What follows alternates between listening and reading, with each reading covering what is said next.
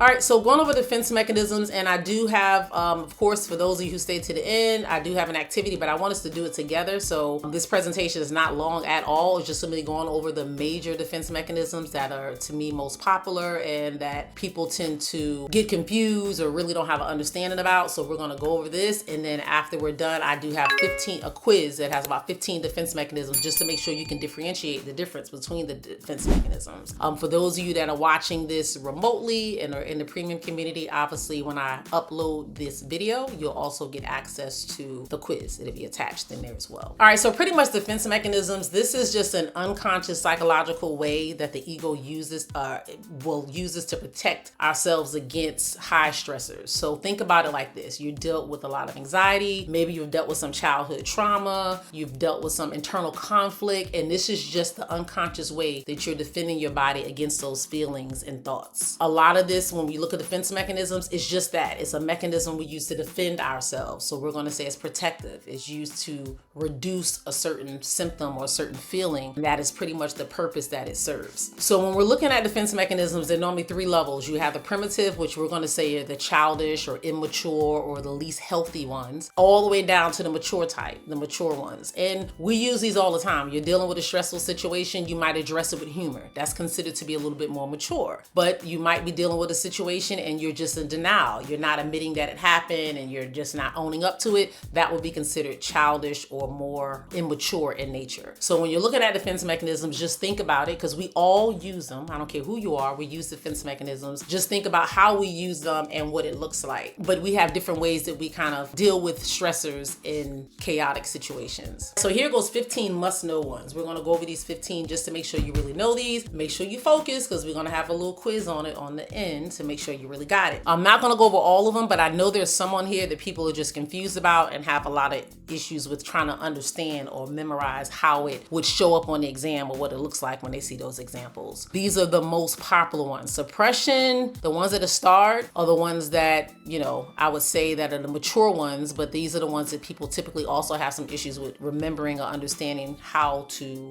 identify them on the exam. All right, so the tricky ones that come up all the time, we talked about it, repression and suppression. We didn't talk about projection and displacement. I've done a few videos on this one because a lot of people for some reason get projection and displacement confused. And basically, when you're looking at projection, I always think of a projector. Like those of you that are young enough to remember a projector, when you were at school, the teacher would put something on the projector and it would zoom out for everyone to see. So it's kind of like how you're feeling here on the projector, you pushing it out onto other people. And that is pretty much projection. It's kind of like however you're feeling, you're putting those onto someone else. And displacement is pretty much the same thing, but it's normally dealing with a target. So like the husband's upset, he gets in trouble at work with his boss. Instead of yelling or saying something to his boss, he goes home and he kicks the dog. You know, the dog is a safer object. Not appropriate. We don't want him kicking the dog, but you guys get it. For the example, it's just a safer target because he obviously, if he did that to his boss, he would likely lose his job. Rationalization versus intellectualization. Very, very, very common ones to see. One justifies the behavior and outcome with logical excuses after the fact, like, you know, it wasn't a good fit anyway, or, you know, kind of justifying why something happened. You're trying to make something that wasn't that great, or you didn't really like the outcome and you're trying to make it seem okay anyway. Uses abstract thinking to avoid emotional experiences. So when you're dealing with intellectualization, a lot of times you'll see that because it is that. It's using a lot of intellect. Someone gets diagnosed with a disease or diagnosed with something and they try to intellectualize why something has happened or how they're going to go about it. They're not really dealing with the emotions. They're doing all the research. We're like, studies say that instead of really dealing with, oh my God, I can't believe I heard this news and this is what's happening. So that would be intellectualization. And you'll see these similar examples when you are taking the exam. These are the kind of examples that you're likely to see for defense mechanisms. So even if you feel you have these down pat or you still kind of confused on them, it's one of those things you definitely want to study and go over, because you're going to see a few. If it's one or two, that can be, you know, we see the exam, people miss the exam 1 or 2, 3 points, 4 points, 5 points. It can be 2 or 3 defense mechanisms. So these are easy points that you don't have to stress yourself over, but you can just kind of learn and understand. All right. Some clinical connections, borderlines. They do a lot of splitting, a lot of idealization and devaluation, paranoid personality disorder, a lot of projection, Substance use disorders, they have a lot of denial. So these are the type of diagnoses that you're likely to see, and then what are some defense mechanisms that are likely contributed to these individuals or these people with these specific diagnoses. All right, so these right here, of course, the answers are here, and the quiz I'm going to give you, the answers are not. But for this one, we're going to look at some scenarios and just to kind of get an idea of what that is an example of to kind of help you have a better understanding. Can someone read number 1? A client whose father just died tells a social worker, "I've been researching the 5 stages of grief. Statistically, most people adjust within 12 months. Okay. Can you see how that's intellectualization? Like you're using the facts, not really the person's father just died. So what would be a normal thing if someone's parent passed away? What might they be doing? Expressing sadness, crying. Yep, grieving, some kind of grief. Yep, they would be dealing with that. But here, the individual is doing research on a stage of griefs and telling you about what's statistically known and what happens and what takes place in a certain time frame. So that's an example of intellectualization. You see it a lot with questions on grief, and you see it a lot with questions on especially diagnosing. Somebody got diagnosed with a terminal illness. You'll see intellectualization being done by that person or also by their loved ones. All right, the second one. A client says their new therapist is the most brilliant person alive. 2 sessions later, I knew you didn't care. You're just like everyone else. Splitting. All right. Does that make sense? Do you understand? Because we didn't go over splitting, but does that make sense? Like their new therapist is the most brilliant person alive, but then a few sessions later, they go and say, I knew you didn't care. So see how they're going from one angle to the next? It's kind of like splitting. 1 minute they're the person's favorite, the next minute they're like, you're not my favorite, or you're somewhere else. And that's done a lot with who? Who does a lot of splitting? What type of individual? Okay. Borderline personality disorder. Absolutely, borderline personality disorder, yes. All right, so let's see. After being laid off, a client says that job was underpaying me anyway. This is actually a blessing in disguise. Can you understand why that is considered rationalization versus intellectualization, which people tend to get confused? Is anybody confused about the difference there, or can you understand it with this example? Understand it. Anybody else struggle with those two? All right, and then regression. A child sucking their thumb again after a new baby joins the family. A regression. All right, so what I'm going to do now for the next one, we're going to talk about this, but for the next one, I'm going to share my screen for the activity, and we're just going to have you guys read them out because we're doing pretty good on time. Normally for Lunch and Learns, we don't do the whole hour. We're normally like 30, 45 minutes in. We spend more time like answering questions or asking stuff. So if you do have a question for me and I didn't answer, just stay on to the end and I'll definitely make sure I answer or address your question. But we're going to jump right in. We probably got about another 10 minutes and then we'll go over the questions. All right, so this is just an exam strategy. When you see a vignette that asks us something, some of the common things you want to avoid. All right, so this is just a little guide. Remember, you guys are going to get the replay, so you're definitely going to be able to go back, pause, rewind, read stuff that I might have went over a little quickly. All right, so now I'm going to share my screen with the questions that we're going to do. And if you want to read one of the questions, feel free. All right, go ahead. Did you want to do the first one? Whoever said they can see it. Okay, go ahead. Yeah. Hi, good morning, everybody. Okay, a social worker who grew up in poverty is highly motivated to advocate tirelessly for unhoused clients, finding great meaning and satisfaction in this work. Which defense mechanism is this client using? I would say sublimation. Okay, you're saying sublimation. Anybody else? Altruism. Altruism. Okay. Anybody else? Altruism. Altruism. Okay, so we got a majority saying altruism so far. Anybody else thinking sublimation? All right, the person that picked sublimation, you want me to pick that or go with altruism? What are your thoughts? So now that I'm rereading it, sublimation is something negative into positive, so that doesn't feel like it fits it. So I would go with altruism as well. Altruism, okay. And we didn't talk about sublimation, but look at the root word of sub. So you're basically substituting a negative behavior or something that's not that great with something that's positive. The example I always use there is someone has an anger issue and they decide they're going to play football or box or something. Substituting that. Okay. All right, so altruism, there we go. All right, altruism. I'll let you guys read that. We'll move on. Who wants to read question number 2 before I show it to you guys? That's the trick. You guys like, let me see it first. I'll read it. You read it? All right, there you go. A client with a history of substance use says, I don't have a drinking problem. I can stop whenever I want. My wife is overreacting. Which defense mechanism is this client using? Rationalization, displacement, projection, denial. I would say denial. You're gonna say denial? Okay. Anybody else thinking something else? Yep, denial. All right, there we go. The person who just said denial, do you want to do the next question?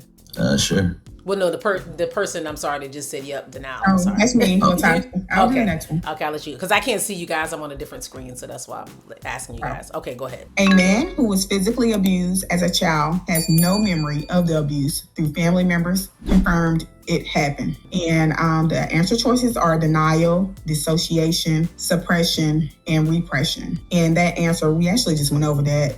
That is repression. So you're going to say repression. Okay. Anybody else thinking something else? Suppression. You're saying suppression. All right. Anybody? It's between repression and suppression. Those are the two we went over. Anybody else? What are you thinking? Those are two people. We're on two sides now. Repression, suppression. I need somebody to break the tie. Suppression. Okay. Somebody else says suppression. Okay. So those that are saying suppression, can you tell me? Oh, I'm sorry. Oh, no, I go want to ahead. explain why I think it's repression. Yes, go ahead. You can go ahead. Okay, so the reason why I chose repression, because I do know that they're both very similar, is we said that suppression was when a person, they recognize what they were going through and they set it aside. But this person is saying he has no memory of the abuse. Okay. And so he doesn't recognize it, So which that's makes why you're saying it would be repression. That is correct. And remember, suppression, I said smart. Remember we said suppression. I said think of the word S is smart. That's the smart way of doing it, because you understand and you're aware, you're just not addressing it. Letting it be, I'm not going to say not addressing it. You're just not letting it be like the forefront of everything that's happening. You know you dealt with this abuse and you've dealt with it and you're aware that it happened, but you're not letting it consume you and like taking over your life, and you're not just ignoring. So that's why I use the S as more smart. And then the other part is when you said suppression, you said set aside. That's another S word. So just think of these context clues, guys, for those of you that are getting confused on these two. Those are two examples that we gave, but I think you did a really good job explaining what that was. Like, you made it clear this person has no memory. That is repression, but suppression, they clearly have a memory. They're conscious of it. All right. Anybody else have any questions about this one? All right. Next. I can read it. Okay, go ahead. A client says their new therapist is the most brilliant, caring person they've ever met. 3 sessions later, I knew you didn't care. You're just like everyone else, splitting. Okay. Anybody else think differently? Evaluation, devaluation. Well, the reason I clicked splitting, because I knew others might have had other options. The reason I went ahead and clicked it is because splitting was one that I just went over in the PowerPoint. I literally just, unless I'm over, I think I just read this one in the presentation when I went over splitting. You did. Absolutely. I was thinking to myself, I said, you like that person? And you guys said it. You guys were like borderline, bipolar. So yes, that was it. All right, next one. Let's see. A client who was rude to their partner last night brings them flowers and cooks dinner, saying, I just needed to make things right. Is that altering? That should be undoing. Undoing? Okay. All right. Anybody else? Agree. No one else is thinking altruism or reaction formation or suppression or anything else? I feel like reaction formation. So you're saying, Jerry, I think that's you. You said reaction formation? Yeah, I'm not sure. I've never seen undoing before, so I'm just like, okay. Okay, so this is so perfect. Good example. So you've never seen undoing before. So this is the trick when it comes to defense mechanisms. When it comes to defense mechanisms, you're not going to likely know all 4 of them that you're seeing. Well, we've already discussed altruism. So you guys already know what that is, and that's very common in group therapy. You always see the term altruism. So if you haven't, when you start going through group therapy or discussing some of those terms, you're going to see altruism pop up. And also earlier in the slide, I gave examples of altruism and showed that on the PowerPoint. On reaction formation, we basically said that we went through that one in detail. So you guys kind of go back and think about reaction formation. I used the example of forming your reaction to be, and in suppression, we talked about being a smarter way of handling significant trauma or issues or concerns. Like instead of repression, suppression is kind of like putting it aside consciously. You're aware of it, but you're not addressing it head on. All right. So between those 4, we just kind of, even if we don't know what undoing, because we didn't go over undoing yet, we have to kind of look at the other 3. And if you really know those 3, we either know it's reaction formation, we either know it's altruism, or we either know it's suppression, or we're like, it doesn't fit any of that. So I think it's this one. So what are you guys thinking? Somebody else with it. Let me have somebody else break that tie. What do you think the answer is? Undoing. All right. I say undoing. All right. Yeah, it's undoing.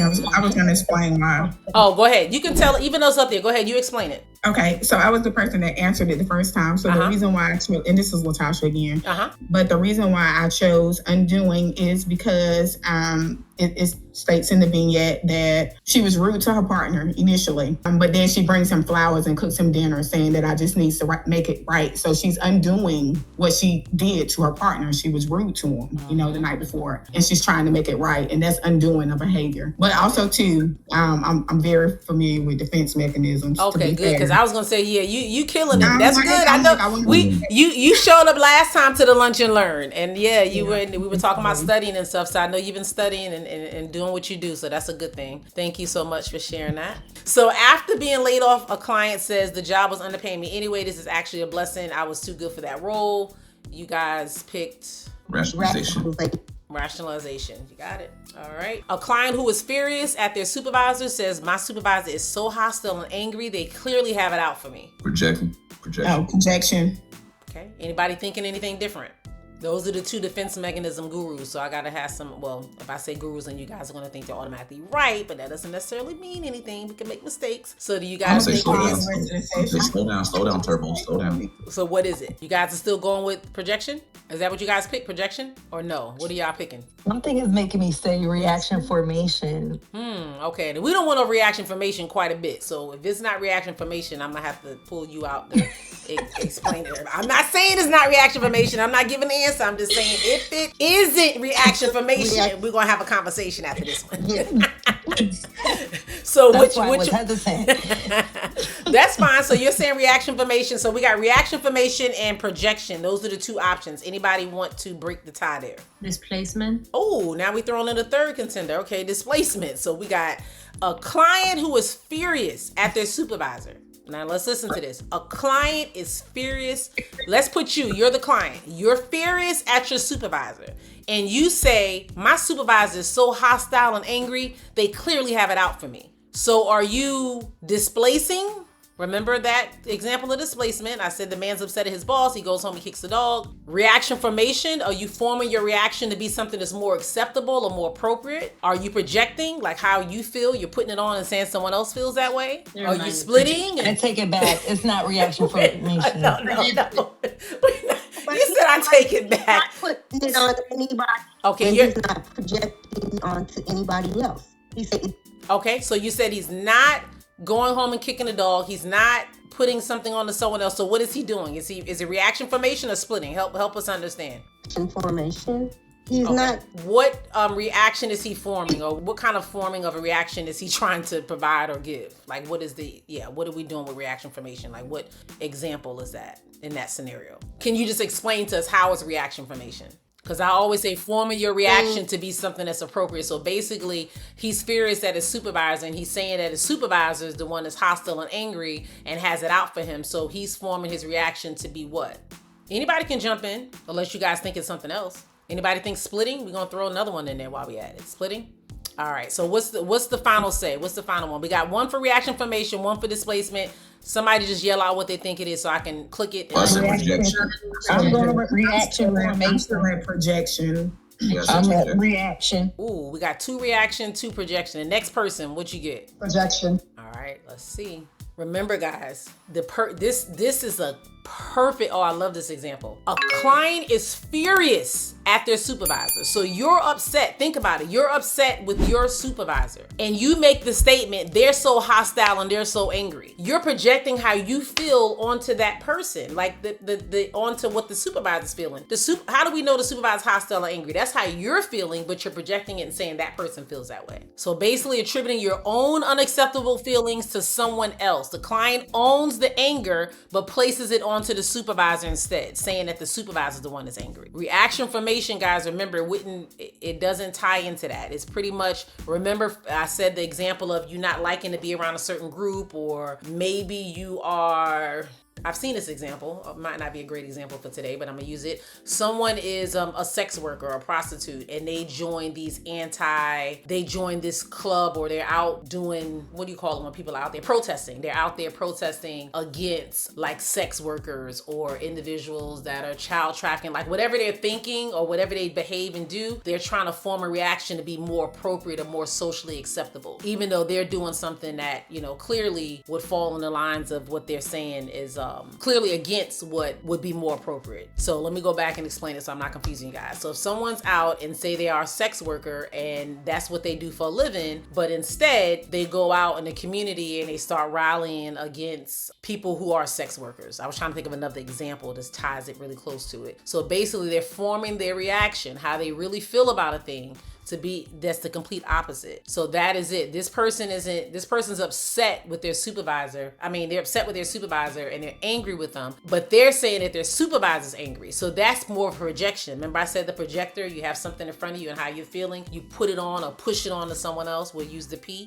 That's kind of what we're looking at with projection. Reaction formation, can someone else help with that or give another example? Because I know we've done this quite a bit, but I don't think I'm able to hit the nail home. I think somebody else might have to help with that one. Yeah, like reaction formation, like you said, when like a guy is getting yelled at by his boss, whatever, having a hard day at work, he comes home and now he's taking it out on his kid. He's yelling at his kids. But no, that's not reaction formation. That's actually what, guys? That's displacement. Displacement. Yes, he's displacing his feelings. That's the example. I watched another content creator who was going over some of the terms and what we were practicing for the exam. And when he explained it, he said, look at the words backwards. And if we're looking at the word backwards, formation, reaction, you're forming a reaction. So I kept getting it wrong based on that, because I was looking at it as you're forming a reaction to something someone is doing to you or you perceive someone is doing to you. And I had to reverse that, because if you look at reaction formation, it looks like you're forming a reaction to something, and that's not what you're doing. You're expressing the opposite. Yeah, so you're forming, it's the same exact thing that I said. That's the same exact example that I used pretty much the whole day. You're forming a reaction to be something that's considered more acceptable. Well, I got it wrong. But see, that's what I'm saying. You're forming a reaction. We don't leave it there. We're forming a reaction to be something that's acceptable. So you're trying to form your reaction to be appropriate or acceptable. That's the end part that you can't forget. So you are forming your reaction, but you're not forming your reaction and leaving it at that. You're trying to form your reaction to be something that's maybe more socially acceptable or more likable or more appropriate. That's kind of what you're doing when you do reaction formation.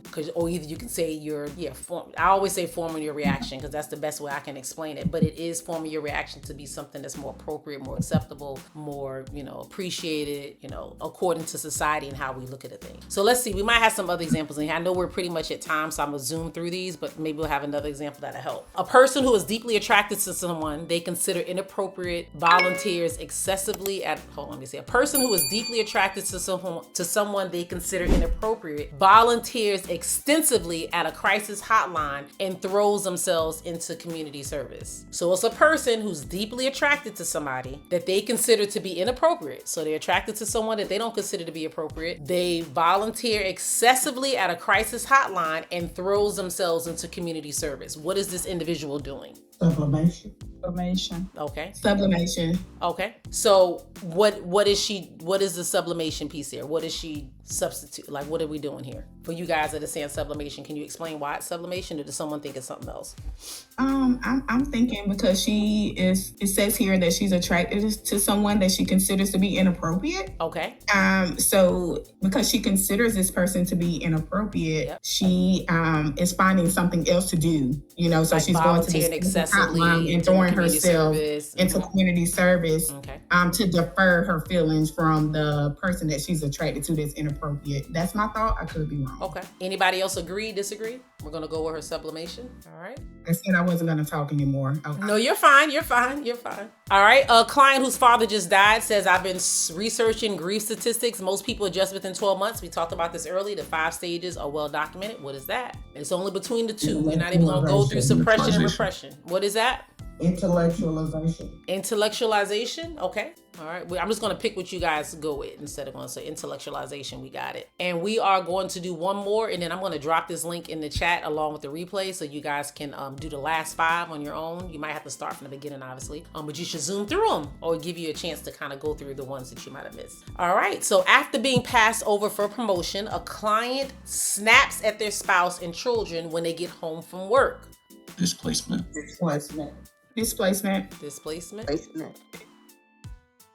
All right, you guys got it. You got it. You got it. That is absolutely correct. You guys got it. So we're going to end this here. If you are a tester for anything, because I know I asked you guys sometime to be a tester, and you might be like, what in the world am I testing? Or why would I do that? Or what is it for? I've had some of you guys send me a DM asking me that. So that's pretty much what it is. You're just going in there and just using it as a free tool to study and prepare for it for the exam, but also making sure you're getting everything you need. Like this is your ideal place that you would want to study and obtain everything.